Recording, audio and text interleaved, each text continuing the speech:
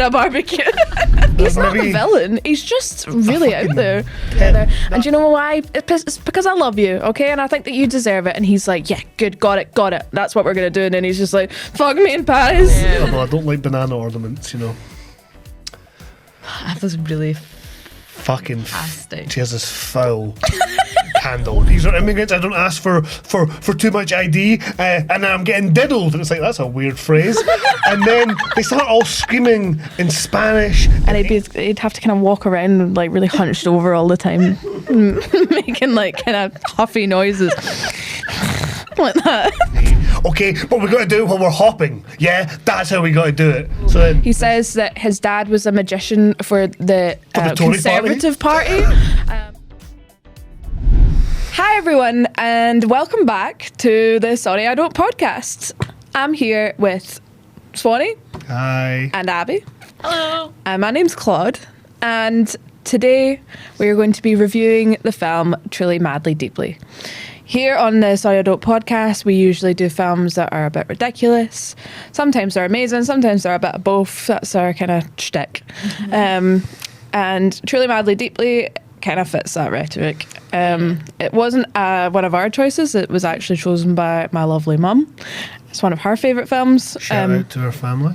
We'll not have one of those in a while. I know. No, Yeah, she's like, oh, it's a comfort film, but it's ridiculous. And just like we did, we kind of watched it all blind. Went into it like, this is really a bummer for a long time. And then it picks up speed, and then it does really... It goes real ridiculous. It goes real ridiculous. It gets real. I'm gonna, like, I can't ever imagine watching this film to be comforted. Like, I feel like I experienced every human emotion in this film, but at no point was it comforting. Like, I was like, it was heartbreaking at first, and then baffling, and then like cheerful, I guess, for a bit. But overall, I was just so like on edge. Yeah. I can see what your mum means by being a comfort film, though, especially if she saw it when it came out. Yeah. Because it's like, what, small cast, it's all just chat, weird wee funny conversations, relatable conversations, kind of touching stuff. It's a bit out there, and I can see that, you know, oh fuck, like the kind of thing that you should maybe see on the TV and go, I'll watch that. I'll see where that's going. It probably gets more comforting as well the more you watch it, and Yeah. then you know what's going to Yeah. happen, and you're not just like, why is that guy a magician? Suddenly. Oh, don't spoil it. If anything, I think that's a little teaser. It's a Yeah. little teaser.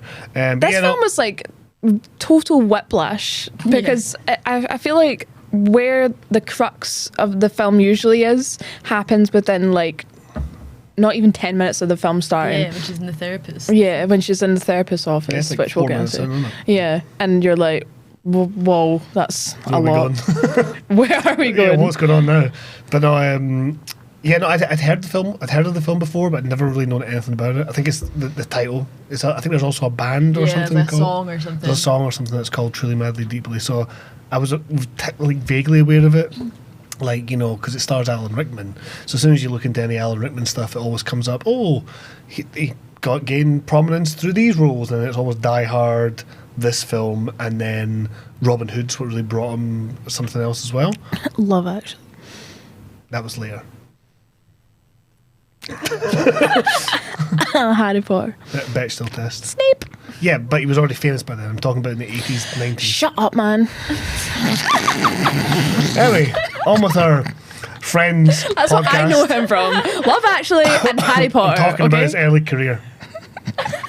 Clearly. Oh, okay. Just for What context- early career? Harry Potter made that man. Okay, it did a lot of money. He made a lot of money from that. He was always a fan of saying always because he sucks like that. We just gotta call it there, guys. Right. What a start to the podcast. Listen, I will try. I was trying to wind you up. Obviously. No. Mission accomplished. Just For anyone who's just listening, Swanee's like beetroot. and beetroot. I don't think I'm beetroot. I'm awfully pale. I can see you. You're beetroot. A wee bit red. You're a wee bit red. Let's all just take Oh. emotional stock for the listeners. I had to cry at work today. You're ill. I'm fine. So an odd vibe. So not normally what we have going on. I was saying before you came in, I was like, it's a really rough day when I'm positive guy Yeah, that's true. out of the three of us. So, Truly Madly Deeply came out in 1991, I believe. Yeah, 91, and it's directed by Anthony Minghella, who has directed some really class films. This was his first film that he wrote and directed, and then it became quite popular in like a lot of artistic circles and like parts of the States, and then they basically just threw money at the guy because he's made some very notable films like The Talented Mr. Ripley. He did that. He also did English Patient, which you might not know about, but it won a hell of a lot of awards. Some people love it. Some people think it's the most boring thing ever. Yeah, it was won loads of awards. You probably haven't heard of it. Have you? No. Well, then shut the fuck up. He also did Cold Mountain and Iris, which he produced, which is Jim Broadbent from Moulin Rouge. That's what he won his Oscar for, beating Ian McKellen for The Fellowship of the Ring, which whatever. When and he also did Michael Clayton, and The Reader was one of the more recent ones that Anthony Minghella did. So he's done quite a lot of esteemed films, as it were, afterwards. But that's how it started, and you can really see, as a directorial sort of a writing debut, it's quite unique. Different, trying something new. You can see why folk would go, yeah, let's give this guy more money, because the film was made on a budget of, I think it was less than $1 million. It was like $600,000 or something like that. Filmed over like 3 weeks. This it's odd because it has a bit of a kind of Richard Curtis vibe to Yes, it, totally. but it also has a bit of a like, I don't know. I'm trying to think it's really, really way more depressing than any Richard Curtis film would ever be. Well, have you seen Four Weddings and a Funeral? Yeah, I guess, but like, I get what you mean generally. Yeah. Yeah. Mm-hmm. It's more like, take the sad bit of Richard Curtis and go, you know what, we're not going to make this a actually, what am I conventional talking film. about? Those of his films are really depressing. About Time guts me like a fish every time I watch it. Like a fish. That was a very visceral description of it, but I know what you mean. But it's very much kind of like, it seems like a precursor to that kind of 90s British rom-com-esque film that kind of became popular, as Four Winds and a Funeral. Mm-hmm. I wonder how much there would be like direct influence, if any, if Richard Curtis would say that. That'd be interesting. But so you'd never seen it? No. None of us have seen it. None of us have It's seen quite it. rare, actually, for It the is. podcast. Yeah. I feel Yeah. like we're usually trying to show each other things that we want to get somebody else I think to the react. only Apart from the lost episode. Yeah, apart from the lost episode. Which this is a thing we were kind of getting into this again, a blind one, and because it does have a very similar kind of Richard Curtis vibe to it, it really reminded, I don't know about you, but it reminded me of the lost episode in the beginning, and I was really starting to panic. So I know. the lost episode is Tall Guy. You've revealed it. What's the point? I think we already have. We've already done this. I don't pay attention. But there were points where, we were like, oh my god, it's going to end up being the same as the Tall Guy. And it wasn't. It wasn't. To be fair. It was Well, not. we've not done it yet, so give it time. Oh, I meant the film itself. Oh, but right. it's the podcast reviewing the film. Yeah, because at the end of it, Claude went, right, listen, we're not doing it as Tall Guy again. I went, why would you think I would do it as Tall Guy again? I took the feedback, I took the criticism, and I shut the fuck up. Cammy's dad told you all. I got told off by everyone for being too funny and too correct about the plot. This was the issue. The big issue with the Tall Guy episode is Claude did the plot rundown but didn't like the film, didn't really pay attention to the plot, and I decided I was going to make it a whole bit that I would keep correcting her plot analysis, and it just wasn't funny.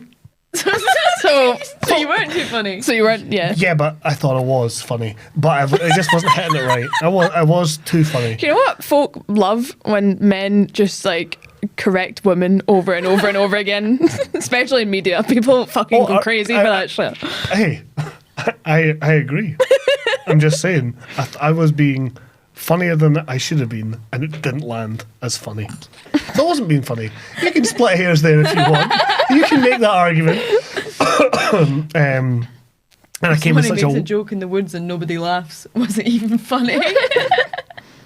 to me, perhaps.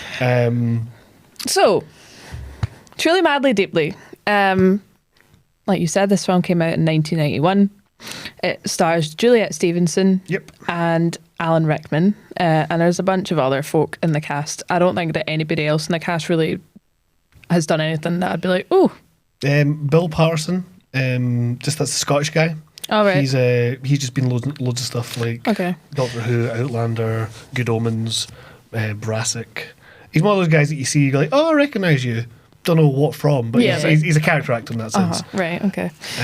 But apart from that, And then the guy who plays the granddad in Outnumbered is also in it Oh, yeah. for a wee bit. so he is. Yeah. So you have your main character who's played by Juliet Stevenson. What's her name? I know his name. Her name's Truly. No, Nina. Her name is Nina. Right, Nina. And Nina works as an interpreter randomly in London. And basically, immediately off the bat, it's just kind of showing that she's grieving. And she's grieving because her boyfriend, Alan Rickman, also known as Jamie, has passed away. We don't really know the exact timescale of when he's passed away, but he's died. I feel like it's been a little while since he's died once the film I think starts. it's been a little while, yeah. I don't think it's like 2 days ago. No. She's like, because she's back at work and she's going to a therapist and stuff like that. Remodeling her flat. And Yeah. things like that. She seems to be in the grief process. Yeah, but she's struggling, guy. That's what the start of this this film is trying to indicate, is that she's struggling, guy.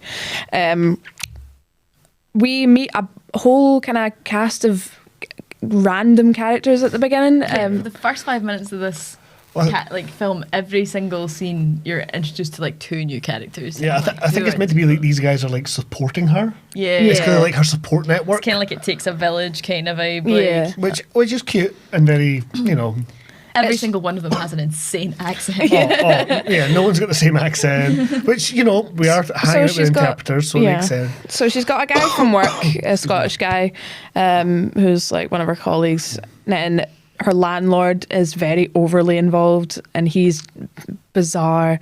His name's what? Troy? No. Troy.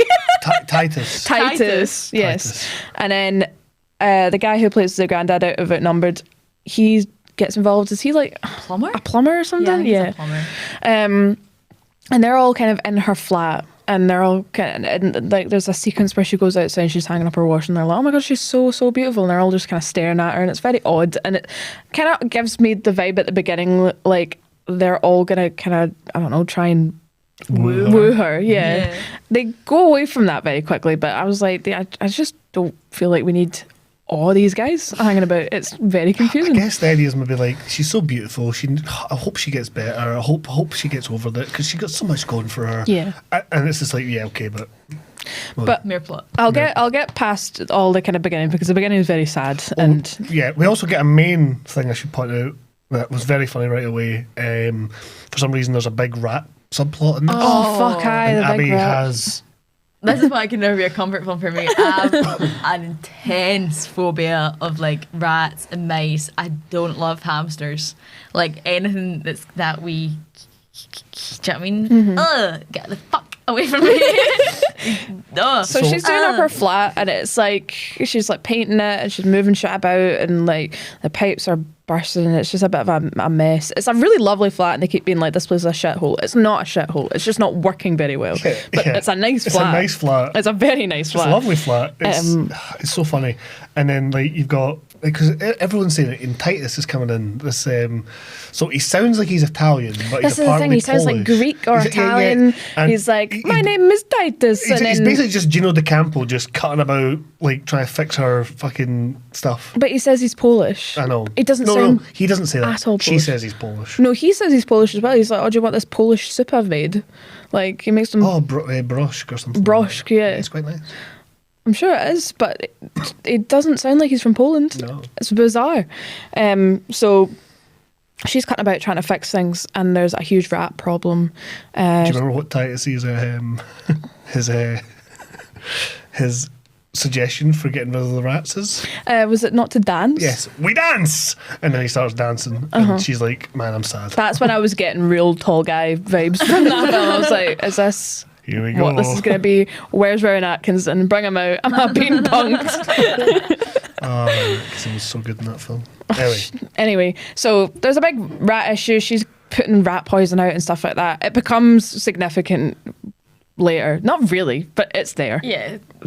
There's I thought it was issues. going to be a big plot point, but it just... I'm so glad it wasn't. I was really worried. I'm glad it wasn't. Because when the first rat came out, I was like, oh, if there's a lot of rats in this, I feel like you're going to back out. Like, I was at a point where I was watching the film, you know, in Harry Potter, when, I can't remember, was it the second one? And then they're like, the Hermione gets petrified because she sees the snake, but it's fine because she's looking at it through a mirror, so it doesn't, like, petrify her, like kill her.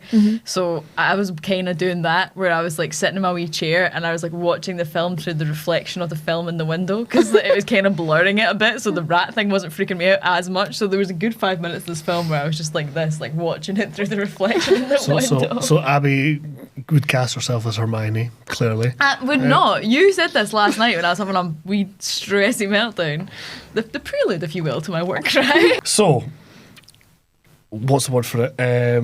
We obviously then meet the sister, is it? Yeah, so her sister comes round, her kind of support network, and brings her son around, and their son's just cutting about the flat trying to eat the rat poison. And then he has, it's the strangest shot ever of this wee boy eating, it's like meant to be a chalk ice or something.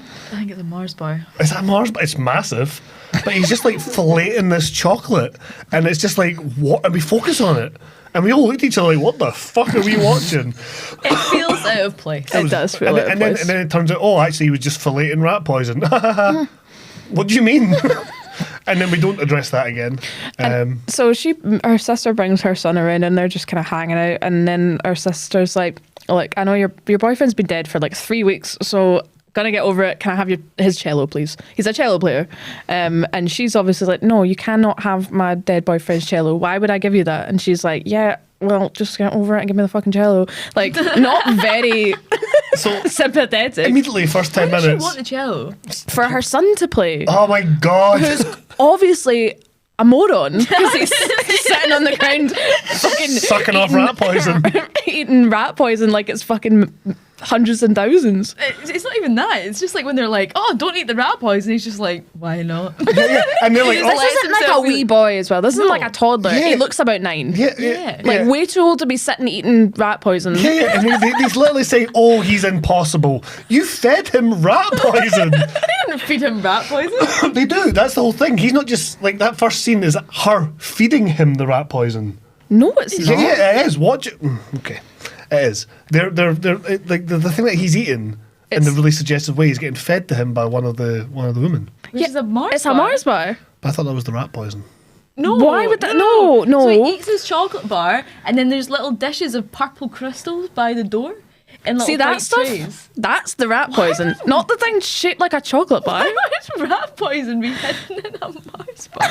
It wasn't a Mars bar, but fair enough. It looked like a big chalk ice. Anyway. Why would that be rat poison? though? Okay. I didn't see him eat the crystals. Feeding her nephew rat poison. I thought she'd done it by accident. She's kissing him on the forehead and feeding him a chocolate bar. Why would she be like, shh, good night? Man, How did you misread that? okay. I feel like this whole film must have taken on a very different colour for you. I just thought it was, weird, silly British humour. Great. Now we're moving on. Shove rat poison in a child's mouth. Aye. But why did you think it was hidden in chocolate? Don't know. Didn't think it was chocolate. Didn't know what it was. Very confused by everything I was seeing. Clearly. Anyway. How ill are you? Quite.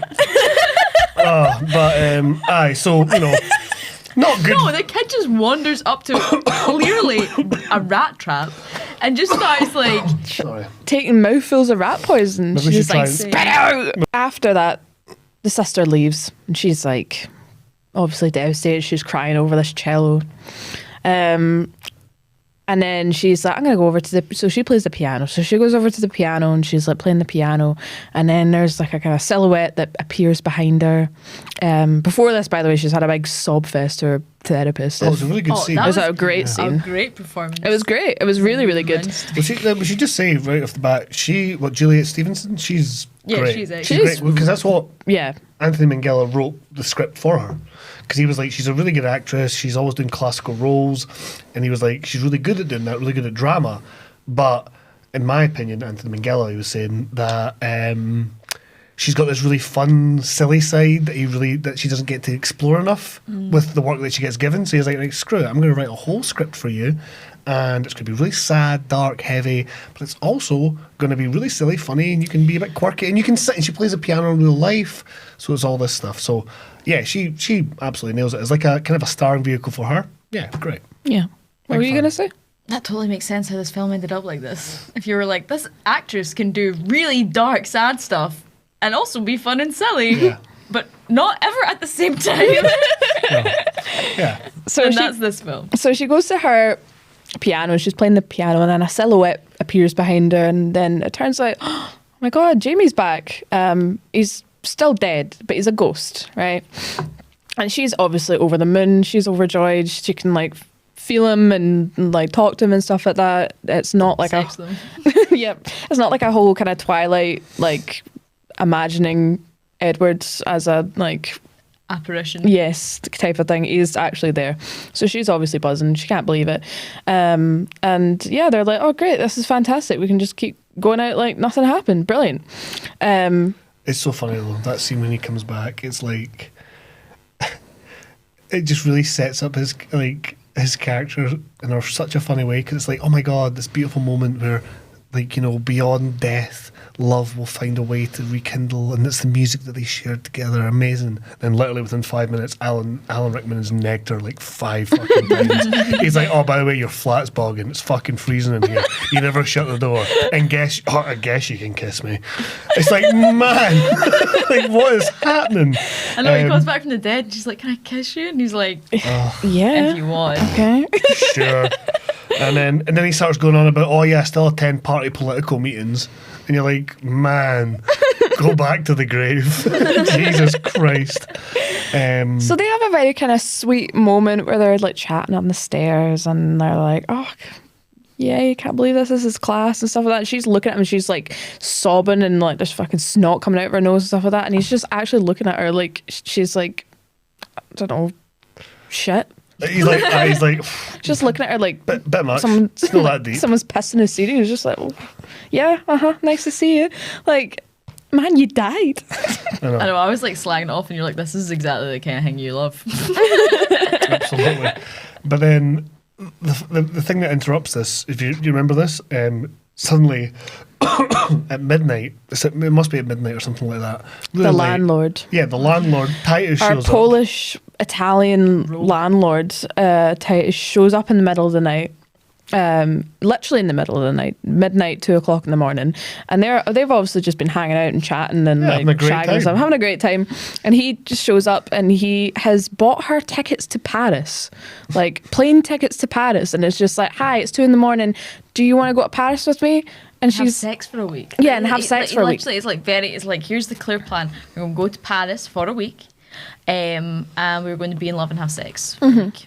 And she's like, haha, obviously, landlord that's showing up at my door at 2 o'clock in the morning, who's not actually made any direct advances towards me before or expressed any romantic feelings towards me. Yeah, sure, he's always been quite protective and nice and like, yeah, okay, fair enough.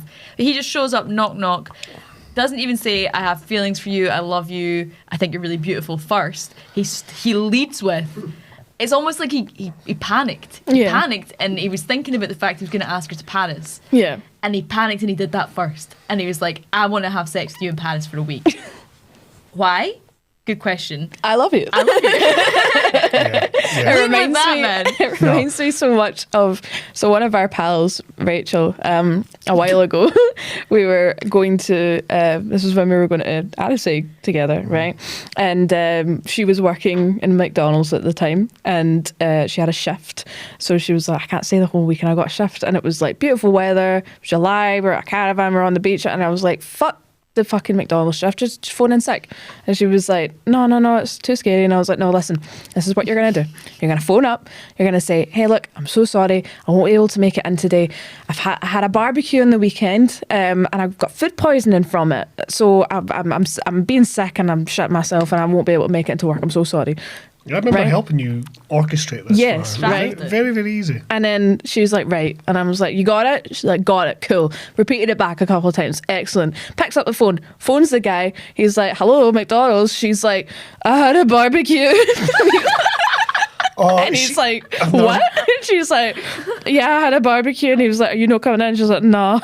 Yeah, because he was like, oh, Rachel. And then she's just like, and then you can see the fear in her eyes, like, man. I was sitting across from her as well, like, you can do this, like, giving her the thumbs up. And she just said, I had a, and I was like, what the fuck? I've never met someone. that? I've never met someone more terrible at calling in sick than her in my life. I don't even think she ever actually said, I'm not coming in today. I think she just kept repeating, I had a barbecue. A bad barbecue. And that's what that guy did. He came to the door and was like, I had a barbecue, let's fucking Paris. I love you. Yeah, he looks genuinely so put out that she says no. He like so, and then he's sulking for like the next two scenes, like just glancing at her, like, hey. He looks raging as if like, why did that not work? Yeah, it's like, He's man. but I bought tickets to Paris already. I know. And she's like, okay, Yeah, like, why? Maybe you would have had more chance picking her up if you literally weren't trying to do it at 2 in the fucking morning. Do you know what I mean? Just like Maybe like slide in a wee hint that that's Aye. where that was going. coffee. Let's start with coffee, man. Let's start with a wee drink. That's for anyone, right? But you're dealing with a woman that you know is like suffering through a bereavement. Because You're dealing with a woman who you know suffering from a bereavement and you have keys to the place that she lives. And you're approaching her door at 2 o'clock in the morning to be like, fuck me in Paris. Please. Now, what do you mean? No, I've already spent money on tickets. Like, what? and look, I can never. And also, the film kind of just wants us to think this is a nice guy, Yeah, like yeah. a fun, Yeah, quirky guy. like, I think He's there's not maybe the villain. He's just really out fucking there. No, I think there's maybe a reading where it's meant to be like he's trying to get her away from all this sadness. You know, maybe fucking say that, so that I'm not having to infer this like 3 days after watching the film and going, oh, maybe he was. You know, I'm just fucking say it. imagining that her colleague from work has been like, right, man, what you're gonna do? Okay, big dramatic gesture. She's had a horrible time recently. Her boyfriend died. She's doing up the flat. There's got a rat infestation. She's struggling with work and stuff like that. What you're gonna do is you're gonna be like, look, you've had a terrible time recently. We're gonna take a trip together. I'm gonna cheer you up. Okay, we're gonna go to Paris together. And do you know why? It's because I love you. Okay, and I think that you deserve it. And he's like, yeah, good, got it. That's what we're gonna do. And then he's just like, fuck me in Paris. What time is it? Police. He's actually been. No, he actually set out to do it at like 6 p.m. But he's just been standing in the hallway for like 7 hours. Like, he'd fucking do it. Fucking come on, man. Come on. Polish pride. Let's do this. Talking to himself and then Pump fucks me in it. Paris. Pump me in Paris, please. Idiot. But aye. So she says no to that. Yeah. Yeah. Shockingly. Also, everyone in her life is like acting as if her grief is like, oh, you need to move on because grief is holding you back in life. But so far, these things have been, give me your dead husband's like most prized possession for my idiot son, and fuck me in Paris for a week. Like, these are reasonable things to say no to. Yeah, Yeah. she's not getting the best. Sorry. She's not getting the best offers. Let's be real. This film is how not to deal with grief. how not to deal with someone who is grieving. Absolutely. The musical. I was going to say the musical, but So, yeah, they're hanging out. They're quite happy. But she's eventually got to go back to work. And she's kind of like putting that off for a while. oh yeah, Alan Rickman starts pranking her as well. He Is just that before pretends- that? So this is He when he wakes comes her up. back. Oh, from- yeah, she comes back from speaking to the Polish guy. Titus. And she's like looking around and she's like, let's just remember, he died. And she's like, oh my She's god. traumatized. Yeah. And she's like, oh my God. Was I like, making that up? Was I hallucinating? Like, where is he? grief's Is he so- ever going to come back? Jamie. Uh-huh. Oh my God, Jamie. And then he just like, Pops up from behind the bed. I was like, that's like, really whoa. not cool, The man. morning you thought I'd gone missing. Oh god, right. So this story basically basically, after a night out, it was a rough week for It was me. a rough week for Abby. There was some Abby drama got going dumped. on. I got Abby got dumped. I love how I was going to be nice to you there. Hey, The thing was, I don't know. Well, I had said before that night out, because you were trying to convince me to still come out, and I was like, nah, guys, I'm fine. But I think if I go out and I absolutely fuck it and I'm viciously hungover on Sunday morning and I've still been dumped and various other things that would go wrong if I got too steaming on a night out and would then hate myself for the next day, I don't think I'm going to be able to cope, so I'm not coming out. And then I did come out. And then all of those things happened in chronological order. Yeah. So obviously Claude's got this already going on in our minds. So she then, I'm in my bed sleeping, hungover as well, and then Claude just bursts in my room and is like, Swanee, where's Abby? And I was like, what do you mean she's sleeping? She's like, no, she's not. She's not. What if she's like in the Clyde? What if she's done something? Where is she gone? Where is she? Her shoes aren't here. Where is she gone? And I was like, our shoes were there. That was the problem. I sorry, was her like, shoes are here. her Yeah. bag's here, our phone's here, our shoes are here. Has she just walked in her pants barefoot to the Clyde and jumped in? I was freaking the fuck out And then of it. obviously after you, at first I was like, shut up. And as soon as you started saying those things, I was like, I could see that happening. Oh, I think you're trying to guilt him, aren't you? You're like, what do you mean she's fine? Come up and help me look. Like, And I went, how bad are right. you going to feel? Okay, the bag's gone. Okay, the bag's there, the phone. Okay, right, this is okay. So I get up, I'm like, right, fuck me, right, what's going on? Oh my God, Abby. And then go into the bedroom, the bed's not there. Well, the bed's there, but she's not on the bed. Claude's freaking out, going through her phone, and then I'm like, Claude, you're a fucking idiot, because Abby was curled up at the end of her bed. Like a cat. Like a cat, but had fallen off the bed and was just wrapped up in the blankets and old clothes. And I was like, she's fine. She And then- looked like a but pile she- of duvet. Yeah, Abby's got a way of being like getting so compact and like you can just hide her in a suitcase. I was just like, I was "You're a fucking terrified. idiot." I remember you telling me earlier, and you were like, I just woke up and was like, oh my God, I'm about to have the worst day of my life. I was literally in my bed the whole time. No, you're in your bedroom. You weren't in your bed. I love I was half how in my bed. I love how she was collapsing on the floor and we're like, she's fine. Like That compared to checks what it was. That's Abby. Oh, Yeah, so they're kind of hanging about. He's starting to show his kind of annoying qualities. yes, Alan Rickman's been, as we said, he's negged her like 17 times already. So he's kind of saying like, oh, the flat's a bit of a tip. He's like, oh, I'm absolutely freezing. I'm going to turn the And he heating keeps up. sneezing. He keeps sneezing. He does keep sneezing. Also, plot point, the rats disappear because they're scared of ghosts. Does it have any, like, effect on the story? Not really. But they're gone. So they're gone. win for Abby. The only other effect it has in the story is that everyone who's trying to help her deal with the rat problem keeps trying to help her deal with the rat problem. She's like, oh no, that's fine. Don't have I'm good with it. You've got haunting. You're an exorcist. That's what it should be. Yeah. So she goes back to work. So she's out the house. And then she comes back and he's rearranged the whole place. He's like put pictures up and he's moved her furniture and like cleaned up and stuff like that. And she's a bit like, oh, and he's like, don't you love it? And she's like, yeah, just gotta touch my stuff. And he's like, what? No, it was like a piece of shit before I came here. Like, no, it's fine. And she's just like, there's just these little things that start to grate on her about him. There's a number of ways in this film where I've started to relate to this character. Just like small things. So like in the beginning of the film, she's literally dressed in outfits that I think I said like 2021. It was very 2021 Abby. Long skirt, long denim jacket, jumper with a lot of flowers on it. Like the hair was exactly like mine was. And then when she's mad at him for moving things, then what she says to him, she's like, where's my painting of a tiger? I'm like, yes. Often being quoted having a tiger on everything I own. And then the moving furniture thing riling her so much. I hate it when people move my stuff. Yeah, imagine living with her. I just don't like it things rearranged. I'm not a neat freak by any manner of means. I know that. But I don't like it when things are.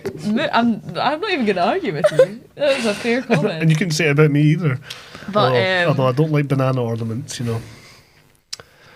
that was really Fucking. fantastic. She has this foul candle holder that looks like a peeled banana, and it's the most disgusting thing I've It's ever We're Yeah. going to seen. put a poll up It's on pish. Instagram of the banana peel candle holder. We want every listener's opinion of whether it's class or shite. I think it's class. I think have it's loads fun of and funny and suggestive. I have it's loads of terrible. stuff like that. My favorite thing is ornaments that look like other things but do something else. You know, like, I don't know, Oh, I like that too. olive shaped ashtray, banana peel candle holder. No. I think it's Yes. just, anyway, I never used to be allowed to bring it up because it would make Abby so ferociously angry at me that I wasn't allowed to I couldn't bring it up.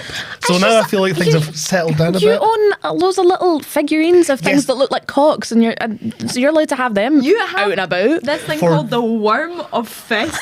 For Dungeons and Dragons, for play, Use it like an ornament. For play? You have the no, dripping for lung. playing a game. For play. You have the dripping lung. You can't talk shit about anything in the flat. The dripping lung is very cool. The dripping lung, right? It's this green bottle that Swanee collected every roach of every joint that he smoked while he lived in his old student flat in Stirling and stuffed it into this bottle, right? And then eventually sealed it with a wax seal with a swan stamped on top. Yeah, and it was Drip Road, so I called it the dripping It's lung. the dripping lung, right? And it's on our mantelpiece. Yeah, but look, that's clearly like a weird ornament, right? Let me finish. Let me finish. It's clearly, oh, look at this weird ornament. Doesn't do anything else. It's just a weird ornament. See when you take see when you take that same principle and put it to, oh, what do you want for a lovely candlestick holder? Oh, it could be 40 different things. It could be really regal. It could be really modern. Nah, fuck it. A stinking banana peel. But the candle's meant to look like the banana. But it looks pish. I think it's evil. I think the root of all evil might genuinely be sealed in the dripping lung. I'm constantly afraid that someone's going to smash it. It's very thick. It's I've dropped it several times. It doesn't smash. I've tried it. What do you mean you've How tried old are it? those roaches? 10 years next year. Oh, 10 years next year. that is disgusting. It's funny. Is it full? Yeah. I've never seen it before. You've asked probably me have. before, and I've told you about it so many times, and you go, ha ha ha. That's Yeah, I'm all probably good. not listening. That's why I respond with that. Just be nice. You weren't listening. You just forget. Back to the plot. Back to the plot. So, yeah, he's rearranging her shit. She's not very happy about it. She goes out again, and then she comes back, and he has guests. he's brought some pals over, ghost pals, and they're kind of just sitting in the living room, like watching films together. And she's a bit like, who the fuck are these guys? What's this all about? And I think that this was the point where we started to kind of liken this storyline to what it's like with you two living together. Abby returns home from a hard graft in the television sector to you playing with your wee pals And the worm of Fester. with the worm of That sounds like Fester. that makes it sound like I'm having a wank with my pals. No, she comes home. We're playing D&D, and I've got like the table out. There's a bunch of random guys there. Sometimes Abby's never met them before. There's weird music playing because we're deep into some Yeah. something. You know, there's wind music playing, and then we all just turn and look at Abby. She comes in. She's like, "Hi." I always feel like Wendy from Peter Pan. Like Wendy in The Lost Boys. Like I'll just come in and be like, "Hi guys, oh nice to see you. Not seen you in a while. How's it going? Yep, don't mind me, just popping in and then Tripping over things. tripping over things." And I always feel like such a mum because I'm like, "Don't let me in. So sorry." just 1 second. And then there was one time that I made banana bread and I was like, "Does anyone want some banana bread?" And someone was just looking at me like, "Get out." It's not get out. It's just a. I really. It's I'm a, doing something. it's a hard thing because I have so much time for Abby all the time. And I What love the her. fuck? Where's love this just going? I love just bantering with Abby. So when suddenly, but I love doing these stories like in D&D. So suddenly when I'm confronted with do the story or talk to your best pal, I'm just like, please read my eyes that I don't have time for this, but I will listen to everything you say and respond directly to it. So that's kind of what it is. So yeah, I can see that comparison's very apt. Because we're talking about like the fact that Alan Rickman has his ghost pals around. Yes. And they're literally just the casting for the ghosts was very, very on point. I was really, really, very much enjoying them. And then they're just taking up a lot of space in our house, and And they have different scenes with these ghost pals. And every time that there's more ghost there's pals, always more. They're playing. They're like doing recitals, which at first Juliet Stevenson, Nina, is very, very pleased with. She's very like, Charmed oh, this by. is very lovely. Oh my God, I miss him. And then she's eventually like, this is fucking boring. Stop. And then they start watching films and she's falling asleep. And then she wakes up and goes, oh, the film's done. They're like, yeah, do you want to watch Fitzcarraldo next or Five Easy Pieces, which are two quite slow films.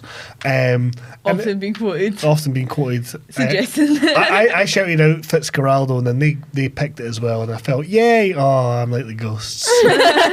Shit. Oh. Yeah, so she's starting to get annoyed, but this should be the point where I mention, haven't done so yet, that she has a pal that she knows.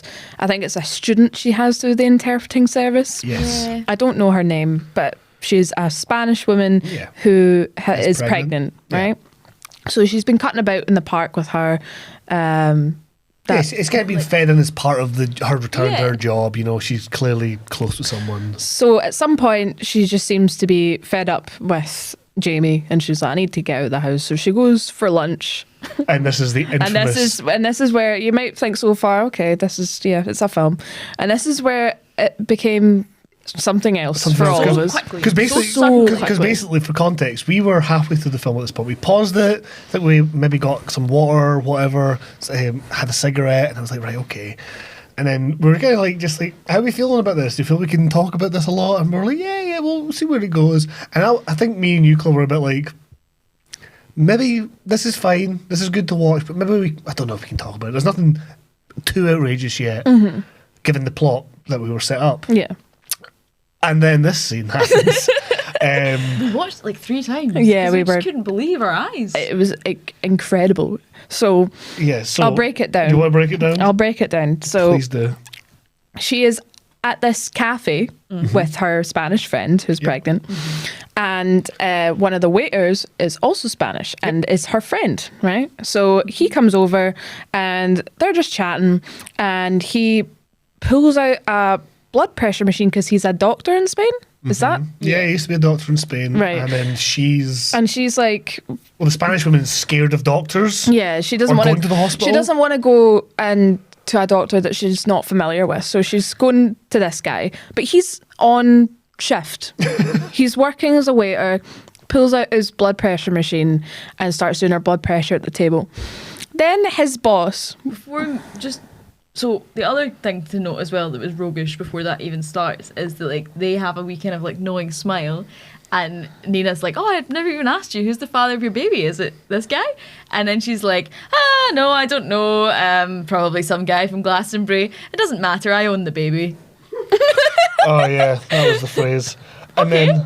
Like, I get also like language translation, Some but I was Welsh just guy like, from Glastonbury. some Welsh guy from Glastonbury. She's just so like, yeah, Yeah. which is awesome. But and that had a bit of this whole scene has a bit of the Room vibe. Oh, it's so... It's so the so Room. the Room. it was just like so unnatural that we wouldn't spend more time talking about that. Yeah. Uh-huh. But, Like that was a little Yeah, like, throwaway right, comment. okay. but Right. it just plows ahead because So, he's getting... He's taking the blood pressure from her in the middle of this cafe while he's still on shift, and then like his manager comes out and he's painted to be the bad guy. I'm going to be real. Fucking justice for this man. We'll get to that. We'll get into that because Right. I've quoted down what they say to each other. So this manager comes in and he's like, what are you doing? What are you doing, man? And he's like, oh, it's fine, it's fine. He goes, no, it's not. And he goes, also, you group, I've seen you paid for your bill yet? And they're like, we've not been given the bill yet. And he goes, aye, make sure you pay it. And they're like, what? And he's like, aye, I've actually been doing the maths here. Fucking, you guys are robbing me blind. The amount of covers you could do and the amount of money we're making, it doesn't add up. And then this waiter's like, oh, fuck you. You're a shitty boss who is underpaying and exploiting the staff. And then he's like, no, I'm not. You do all this. You come in. I'm giving you a chance. These are immigrants. I don't ask for too much ID. And then I'm getting diddled. And it's like, that's a weird phrase. And then they start all screaming in Spanish and English. And it's just like this. She's translating. She's translating. This argument's happening. This boiling. I'd like to clarify at this point that I don't mean to be on his side from that point of view. I just mean that if I was the manager of a restaurant and someone started doing blood pressure at the table when they should have been waiting, I'd be a bit like, man, at least ask. Could you know done this any other time? Yeah, the implication is clearly that they're taking the piss. Yeah, and I am 100% sure that they are robbing that man blind. The guy's argument is that because they're like not paying tax, I guess, because they're not like, they don't have like the right to work in the UK or whatever, that it's fair enough for him to underpay them, and so they've just started skimming money off the bill to pay themselves the money that they should be making from him. Yeah, and I think that's the crux. Yeah, that's pretty much what they're saying. But as this argument is going on, the pertinent point of that though is, what the fuck has that got to do with the rest of the film? Nothing. Absolutely, it does get brought up again, but again, not in a relevant way. Yeah, that has no like. I guess it's meant to be like slice of life. Like, oh, look at these weird things that we're all involved in. What a slice! But what slice? Yeah, what a slice! What a bogging slice, man! It's like a custom made pizza, and it's just like that shouldn't go together.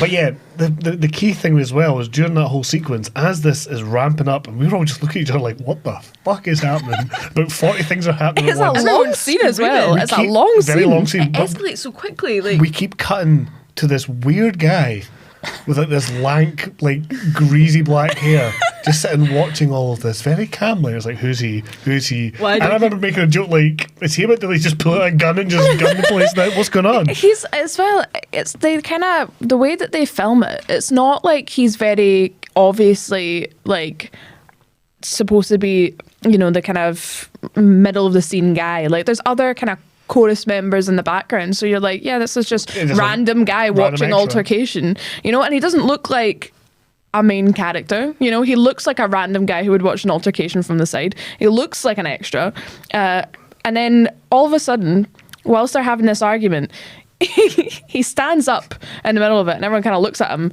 and he goes, I look at my left sleeve, I look at my right sleeve, and then he just like makes a dove appear out of nowhere. Yeah. He's like, everyone be quiet. Look at my left sleeve, nothing. Look, right sleeve. And then he just, because he goes to toss, he tries to toss something at them.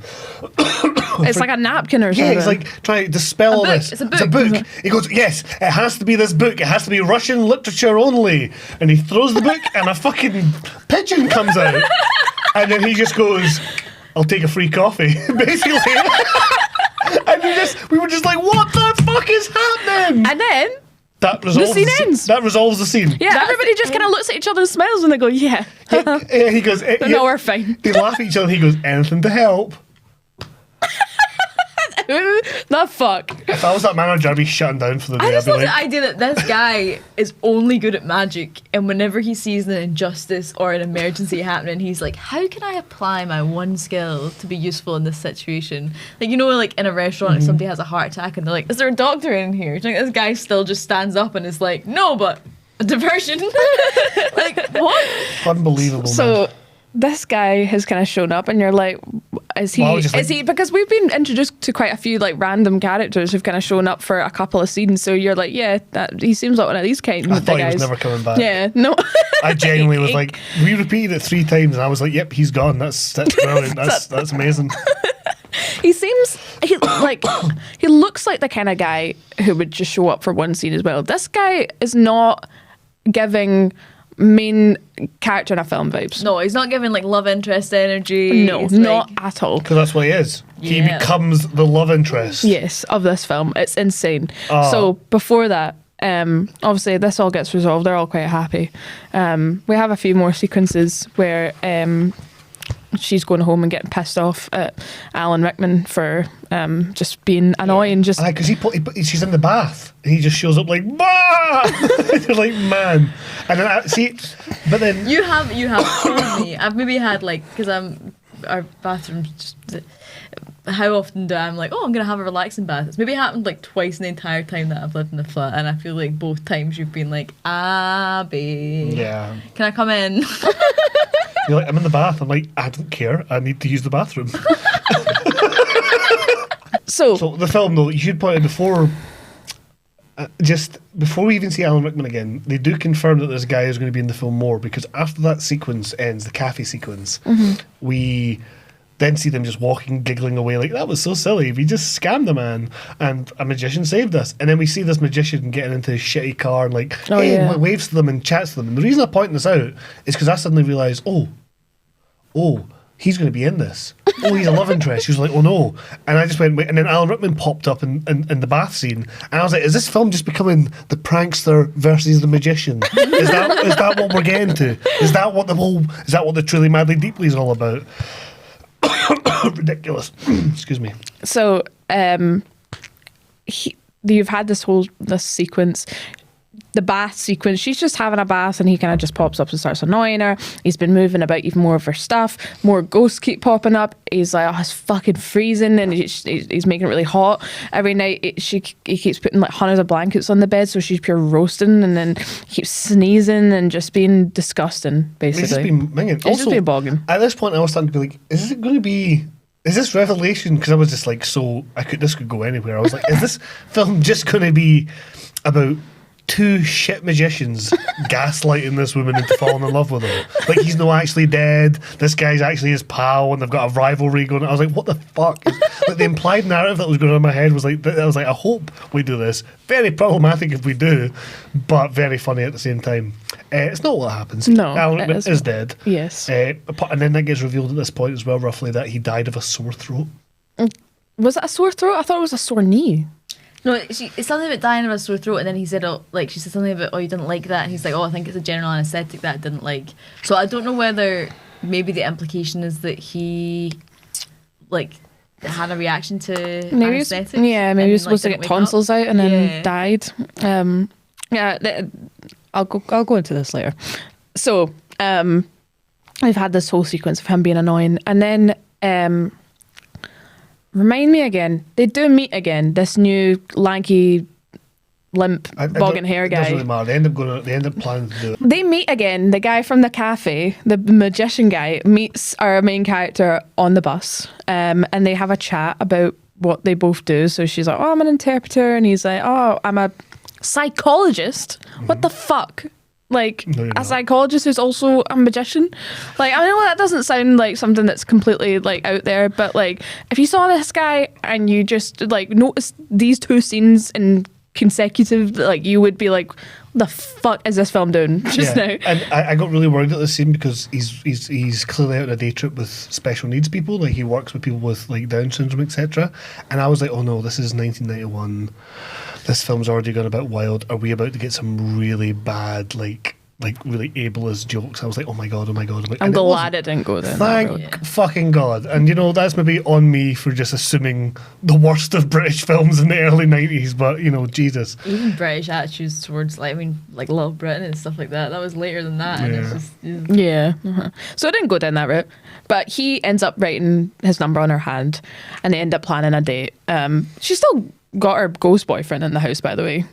So he's just making excuses not to see him. Yeah, which is a bit obscene given that he's died at some point, which is going to kind of eventually lead on. I can only really talk about it at the very end, but it leads on to not even my biggest issue with the film. It's not an issue. I'm just it's why this film baffles me.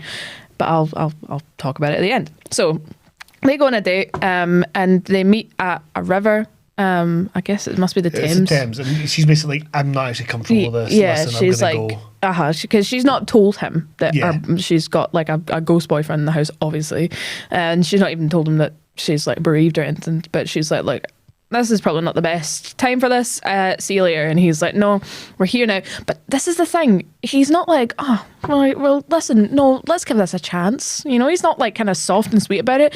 She's like, right, I don't think this is right, actually. I'm just going to go home. And he's like, no, you wait here. I've got something to say. And you're like, whoa, where the fuck did that come from? He goes, listen, because I remember we just looked at each other like, what's happening? What the fuck is going on? What we're going to do instead is, your bus is down there. I'm going to walk that way with you. And in between this spot here and that statue over there. I'm gonna tell you everything I can about my life. No questions asked, nothing hidden, nothing sugar-coated. I'm gonna tell you everything, and then I want you to do the same for me, and then we'll go our separate ways and then meet up for a date. Okay, but we got to do it while we're hopping. Yeah, that's how we got to do it. So then this guy. So that's what they do. That's what happens. That is what they do for the next what feels like hour of the film. Yeah. It's maybe Less five than minutes. 5 minutes. But it was a lot. We was were like all like, I was pissing myself. I was like, I felt. I don't think I've ever felt like that before, and I don't think I'll ever feel like that again. What it was like watching that sequence. So overstimulating. It was too much. Look, Because he's shouting. He's shouting like some of the things that he Right. mentions. So he says that his dad was a magician for the Tory Conservative Party, and that's why he's good at doing tricks. He kind of slips into a conversation that he tried to kill himself when he was 17. He must have been sad about something, I guess, is his exact words. Can't remember why. Can't remember why. What the fuck? Yeah, and then he starts screaming as well. He goes, "Oh yeah, was married for 2 weeks, but then she left me because she fell in love with a theology student, and then but when just in time to get pregnant from me, so she calls me Peter, and she calls the vicar Daddy, and it's just like, man." Filter. Like, I know you wanted unfiltered, but there's a fucking line there. Yeah, like everything that this man says, except for maybe the part about being a psychologist and like working with special needs children, is so off-putting. Like everything about his life makes you go, oof. It's like red flag on steroids. So he's a dad, and his ex-partner doesn't speak to him anymore, and his kid doesn't really speak to him and calls his stepdad his real dad, and he says he's 33 or something like that, but he looks like 47. Yeah, and he's hopping about, and like he's just oversharing about like really kind of personal details of his life, and it's just too much. It's way too much. No, it was too much. And then it's her turn. She has to do it as well. And she's laughing. And then again, this is where we get back to the whole like immigrants and like being underpaid thing. She just goes on a huge tangent about how she doesn't like agree with the way that Britain is kind of is working and handling immigrants, which is fine. But I just like, I feel like it's an undercurrent of the film though, and I think when you look at the context, the film was like 1990. Like, I'm pretty sure maybe it was more relevant at the time. That's it. Margaret Thatcher's government had been in for like 8 years at that point, something like that. So I think this was makes like, more sense. Yeah, do you know what I mean? I think it's like showing an undercurrent of like, hey, there is still sound people in Britain. There's still a left movement, and this is how it come out. That makes a lot more sense, right? Because I was like, why are we talking so much about this? In this context, it's not to say that that's not relevant today, but like, it's it just felt really out of nowhere. It just felt really strange. He was talking about his family and stuff, and then she's just like hopping about, and she's like, these are my very specific political views, and you're like, okay. So she mentions everything, but she doesn't mention again that she's bereaved. Yeah, she doesn't mention about her ghost boyfriend. No. And then this is when the film then takes on another shift, because then we cut back to Alan Rickman just sitting sadly playing his cello. And it's just like, man, I was like, why has this film become Nobody Cries for the Cello Player? Like, what's going on? And then he's kind of like, where have you been? And she's like, I was working late, and he was that kind of like, where are you? Aye. Which I think is kind of fair. Yeah. I came back from the dead. Like, I died, you mourned me, and I've come back from the dead, and after like 2 weeks you're like, oh fuck's sake. And you'd rather hang out with the Tory magician. Like, weird wee greasy Tory magician who screams at you in public and forces you to hop and tell him your deepest secrets. Nah, man. This is what I like. I'm kind of like, that's what he deserves everything she gets, because she's getting annoyed with Alan Rickman because the flat's warm and he moves her stuff about and he sneezes a lot and he's being a bit annoying. But like, she's like, oh, I want to escape the irritation that has become my this is my main point with this film, and like it becomes worse later, which is when I think we should maybe discuss it when the film plays out as it does. So she comes home, he's playing the cello, he's all sad, but he's still being annoying. She's still just getting raging at him, and she's like, starting to sing. Like, she says to him, she's like, This is about when he moves the carpet. yeah. The So he boot. moves her. She's got like a big red rug, and he's like, oh, stinking, get that Oh, it's out. fucking gross. It's got silverworm. It fucking reeks, man. Get rid of it. Silverfish. Silverfish. And she's like, were we always like, did I always hate you? That's basically the gist of what she says to him. And then And he's like, ah. no, he actually is like, look, So I had to do an Alan Rickman. he kind of goes through and is like, look, love you so much, blah, blah, blah. Does this like really beautiful, like heartfelt, lovely speech. And then is like, do you want me to leave you alone? Do you want me to go? And she's like, no, I never want you to go. She hugs him and she's like crying again. And then she ends up leaving, and then all of his ghost pals return, and he's just kind of sitting looking all sad, and they're like, do you think, they kind of say something along the lines of like, do you think it's working? And he's like, I think we're getting there. And then you're like, what's that all about? So yeah, I think then the implication really becomes that Alan Rickman's ghost is clearly back and is deliberately being annoying as fuck. To help her get over him. Which Do you is, think he was even cold? do you think he even had a cough, a sneeze? Do you think he even died? Who knows, man? Imagine he didn't die. That is an implied narrative. He what never I'm saying. died. He was just like, I'm done with this relationship. if I break up with her, like, I'll never get rid of her. I'll have to die. And then she was still too annoying, and he was like, right, okay, oh, I'm back. Yeah. Achoo. And So like, man, I don't know how much more plot you're wanting to chat about, but like, really, that's kind of where the film, for me, ends. It's certainly with the film for me ends, Yeah, 'cause because at I'm- this point I fell asleep. Yeah. so Again. we have, like, it's almost done. Yeah. Now we're at the point where they have another date, this guy and Nina, and he picks her up, right, after they go on some kind of, I don't know where they go, I don't think they show it, I don't care. He drives, and then she's like, oh, can you stop here, right? And again, he has this kind of flash of like evil over his eyes, because she gets out the car, and I think that he thinks that she's leaving again, and he's just sitting there pure fuming, like, and it's actually just a bit kind of intimidating and threatening, and it's like, I think that he's going to punch the fuck out of her. I feel like if he got a drink in him, she'd have a black eye. He's a wee bit scary. Yeah. Like, scary He's no fucking, right. like, Magician, Tory magician. punchy Tory magician. I don't like this guy. And then she comes back in the car with a toothbrush, implying that she's going to stay over at his that night. And then they go away together. This guy is fuck ugly. I don't know what the fuck is going on. This guy is so bobig. Not that like Alan Rickman's not like, a stunner, but he's got a charm Je ne about sais him. quoi. There's a Yeah, vibe, there's yeah. a vibe. There's a definite vibe. Way more than this guy, right? This guy's just uncomfortable. Yeah, he doesn't look good. He doesn't sound good. He doesn't act good. He doesn't do anything good. He's just a magician. And he's But he's not. And he's aggro. Ugh. Anyway, so they drive away, and she returns to the flat, and she's shouting on Jamie, on Alan Rickman, and he doesn't reply. And then she sees that the rats are back, which would suggest that the ghosts aren't scaring them away anymore. And she realizes that he's gone, he's left. And then she kind of just gets over him. She leaves with this like bobic, fucking greasy guy, and then poor Alan Rickman's standing at the window of their like shared flat with all of his ghost friends, and they're cheering her on as she's going away on this date with this guy, and he's standing at the window and he's waving back goodbye to her. She can't see him, and he's crying, and that's how the film ends. It's fucking that's sad. it's Very so last- fucking yeah, heartbreaking. yeah. Now, what makes it so heartbreaking is that this, like, I would be fucking livid. Unless he hated her, I would be absolutely fucking raging. See, if, like, I died and then I was like, I'm gonna come back and help Cam come to his senses and fucking grow up, I'd be like, right, let's find you a fucking, I don't know, Margot Robbie to go out with after me, you know? I love how you're like, okay, Yeah, so it has to be someone better than me. Margot Robbie. not even better, but like second place. So you've obviously lost the best thing going. Consolation prize, Margot Robbie. So funny.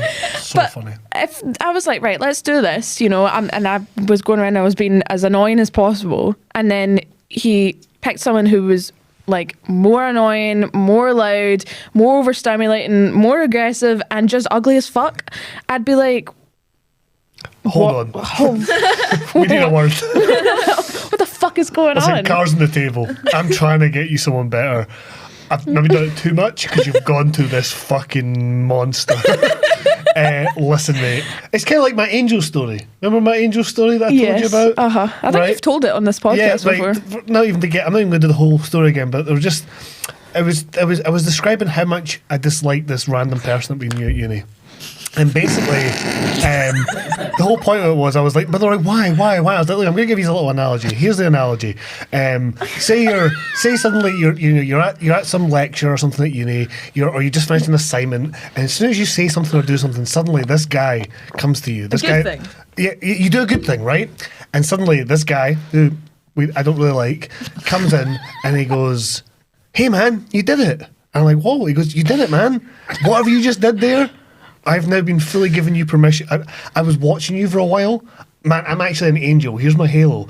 And you've said the right thing, done the right things, man. We knew you had the potential, but now you've done it. I'm here to give you your wings. Me and you are going to be angels together. We're going to be influencing people throughout the world for the rest of eternity, man. You've fucking done it. Me and you. I'm so proud of you, man. And then I just turn and look at him and go, with you. And that's exactly what's Alan happening Rickman's there. like, with him? With that fucking munt.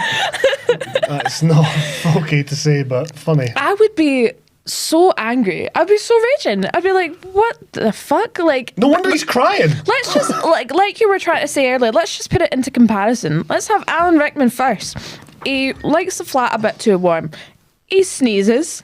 He has pals round, so he's got a social life. That's fine. He can be a wee bit toxic and be like, oh, you're always embarrassing me in front of my friend. Yeah. Okay, bit And shit. he rearranges the musician. furniture, right? There's And lots then of pros. He can be a bit shouty. he can play the cello. His pals come round and they play fucking orchestral music together. He's got patter. Yeah, He's got power. He's got a vibe. He's got a vibe. He's definitely more handsome. He cares about the same politics as He you, died clearly. and came back to life, which is inherently you. melodramatic. For you.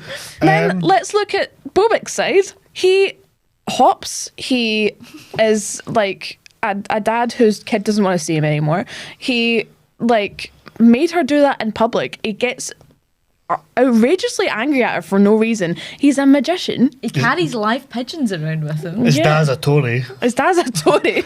He's just... Like, and she's been like, wow, this guy And he's just is really intense. way less annoying than you. I'd be like, what the fuck is going on?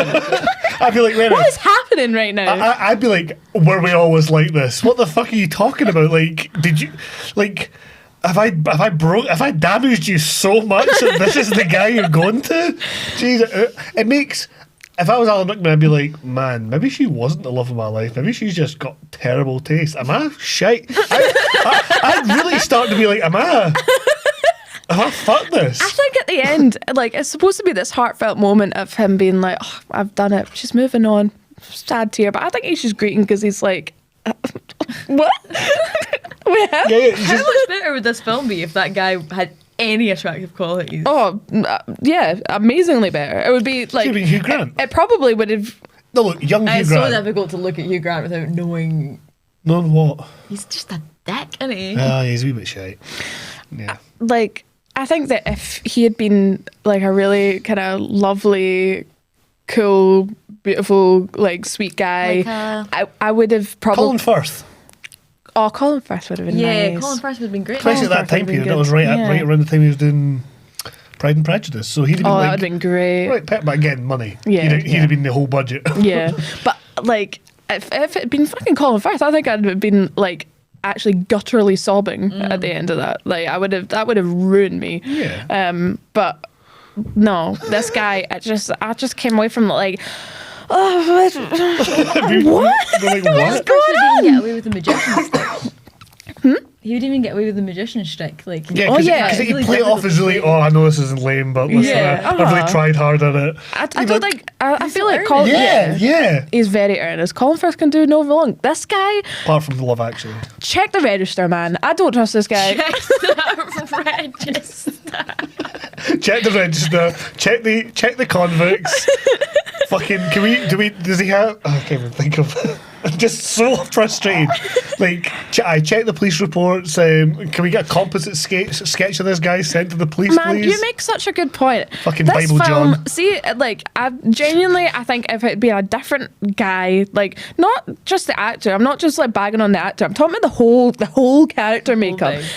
If that was a different guy, that I could see that film being in my like top films because it's right up my alley. But that guy, like man, it's so was funny. he the only guy available in Britain? Why the fuck did they choose that guy? And why did they rate him like Chris that? Titus is that? You bring me massively onto what I was just about to say. We forgot. The pregnant friend has her baby. Yeah. Oh yeah, of course. And then like she has Nina come along to like interpret. She's in a hospital, so I guess she got over that. And then she's like just shouting like Titus, Titus, and the nurse is like, "Is that the father?" And Nina's like, "What? Is that the father?" And he's like she's just crying. Titus. And then she tells Nina like, "Oh, Titus says he loves me," and Nina's kind of like, "Okay." So the same guy, the landlord, got this woman pregnant. So yes. and then tried to take her pal on holiday. I don't even know Also, if they they clarify that he's the father of the baby, but she says that he confessed his love to her, and then he just shows up And at he's the crying. delivery ward and is like crying and holding the child. Yeah, we and got then a they're, full-on like, delivery together. scene. Yeah. What? Also, he never like. I think before he shows up at the delivery room, I don't think they meet in the film. They don't. Or they have a little, hi. Yeah, there's like no suggestion that they would even know each other So because I it's her think- landlord I think- and her like work friend, like Her work like client. yeah, who I guess they have a friendship as well, but like Yeah, but like not necessarily one where you would expect her to know like every single person in her life. not her landlord who shows up only at 2:00 in the morning. Yeah, To only. confess his love for her. Yeah. This guy's just He's doing like it to everyone. Aye. He's doing it to everyone's property he owns. He's He's just like, fucking this is gonna work at some point. scattershot. Yeah, someone will pick He me. mentions it to that plumber guy who's like trying to like encourage him how to ask a girl out, and then he's like, "Right, man, just what have we talked about? Not 2 a.m, maybe 12 p.m. Yeah. That may work." And he's like, "No, busy all day, every day until 2:00 in the morning. Only slot I've got." I think what we can take from remembering that little bit about Titus and then recontextualizing his character and She wants a baby. and put that. But I think what I mean is the overall point I think we can get from that. We see Titus's true colours. We see this magician's true colours, and it's like, man, she really had no fucking chance. Like, if these were the two other main love interests. yeah, this guy's Scottish better guy. than Titus, I guess. What about the Scottish guy in our work? He was nice. He was fine. You know, well, he was going through a divorce. Aye. Yeah, he was available. He was a guy who speaks multiple languages and he runs an interpretation business, but he got divorced from his wife because she was Spanish and he didn't speak Spanish, and his daughter speaks Spanish, and the reason that him and Nina are so close is because Nina translates the postcards that his daughter sends him because he can't be arsed to learn Spanish, And he goes, yeah. but he speaks like every other language. He goes, the more it was great when we couldn't speak to each other. The more we spoke, the more we argued. It's like, aye. Did they write this film when like jokes were invented? Like they just hadn't really got it right yet. Like they've got the idea of how you set up a joke right, but then every time it's like a kind of broken AI has come up with the punchline. You're like, oh yeah, I guess. It was Like, kind of like not even jokes. It was just like, it feels like a setup for jokes, and then there's not. And they kind of use it. It kind of works in some ways because it makes it feel like you're just getting a little glimpse into the life of these weird characters that we might not have seen at this time period. But overall it just doesn't quite have the punch of some of these later British comedies. yeah. But this is known as this is a British fantasy drama or fantasy romantic drama. Sure. That's what it's called. Yeah, right. Okay. So Who's the rogue? Oh, fucking the magician. Yeah, the magician. What the fuck do you mean In he's a the film rogue? but it could have been in any other film. Titus would have been the Oh, rogue. yeah. The wee boy that eats the rat poison would have been the rogue. Like there's so many other roguish characters in this film, but it has to be him. Particularly his introduction. His first line is, Best scene in the film. "Look at my left sleeve. Look at my right sleeve. Here's a book. Has to be a Russian book. It's like wild. I almost want to have Cabby edit the soundbite into the podcast just to hear that line, because it's just so fucking obscene. Like we cannot do it justice how insane it is, and you need to watch the whole scene as well and the build up to it, and it like you just feel like you're like kind of about to jump out your seat. You're like, something's gonna happen here, I don't know what, and then it like really, it was amazing. It was class. It's brilliant. We were so happy. So we've got our rogue. I still don't know his name. His name, like, I think it's Peter or something. Yeah. Who cares? Who cares? He's the roguey magician. He's the bobic magician. Our ratings. Yeah, what do you think? It feels unfair for me to rate this film seeing as I didn't watch it all. I mean, I rate films like that all the time. You rate films by reading the Wikipedia synopsis. That's not true. Oh, no. No, there's a line. That's the line. And don't do that. I would probably give it a 6. I don't think this film was like, oh, I love this, I'm going to watch it all the time, but I thought she was class. Yeah, and when she was great. crying in that therapist office, I was like, that's honestly one of the most raw, like, real performances that I've ever seen. It's just lost in this film because there's so much else going on that you kind of forget about it by the end. Mm-hmm. But like, she was incredible. That scene where they're singing Without Love when he comes back from the dead initially, and they're singing together at the piano and he's in the cello, and that was beautiful and really nicely choreographed, and like, there's a lot to really like about this film. I just think overall I was like, what? So that's a 6. Okay, yeah, that's good. What did you give it? You go first.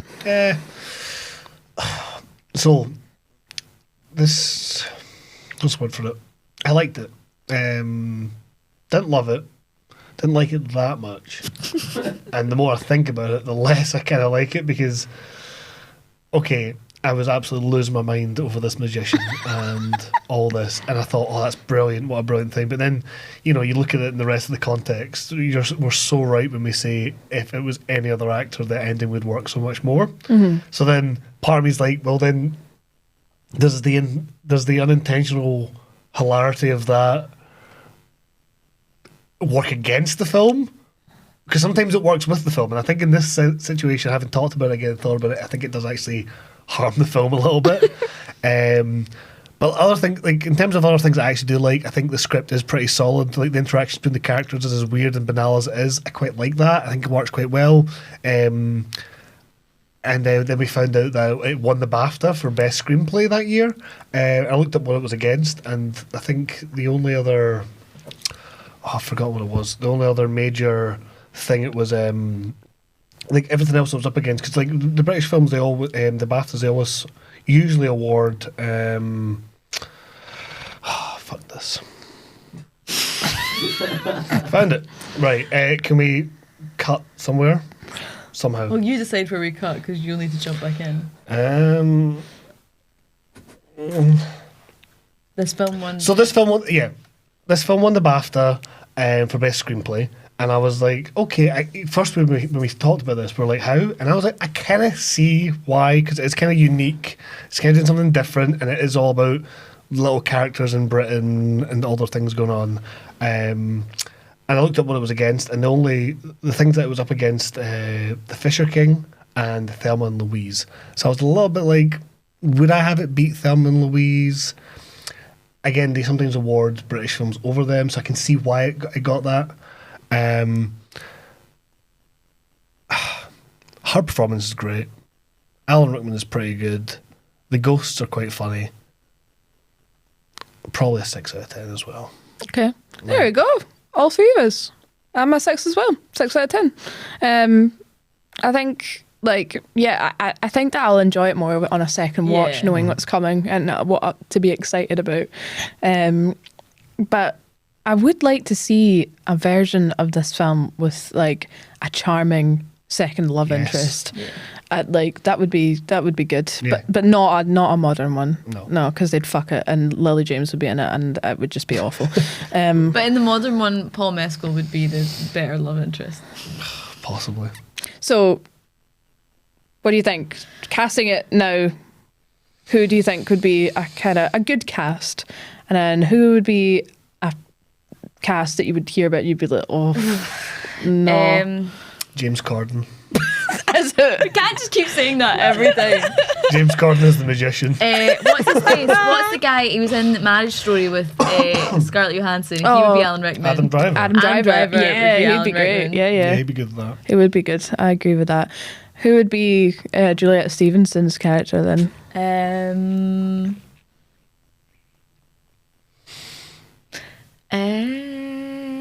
Kirsten Stewart would be really annoying. Kristen Stewart, sorry. I don't think she's too serious. Yeah. That's why I'd be annoying. You need someone a bit silly. A little bit silly. I can't think of a single person right now. Like Yeah. my brain is just fucked today. I can't think of a single person. Shite ones. I would have the magician would be played by what? Just I'm like, sexism. You're like, right, shite one, we can do that. The shite magician would be, well, he's a good magician. He's just a shite guy. This is gone off. It's an important distinction. Give him his flowers. Give him his flowers. No, he'll give you.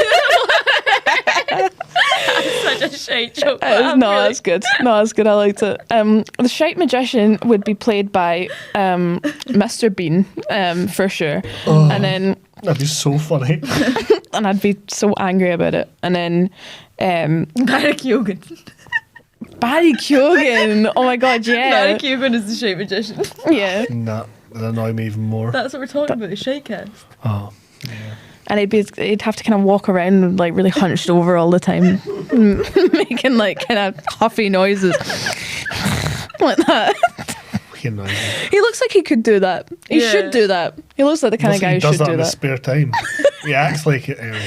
better Zendaya 'cause would be it's the main chick in it because she is really annoying. I can I like imagine. Zendaya, but I feel like it would be that kind of like, it's these three people again. Cookie, crazy. No, I like her and some stuff. Yeah. No, I like her and stuff. I think that she's an annoying person. She's too like, oh. Her and Tom Holland. There you go. That's my the God. worst one. Yeah. Tom Holland's dead. Yeah. And Barry Keegan's there. Oh, that sucks.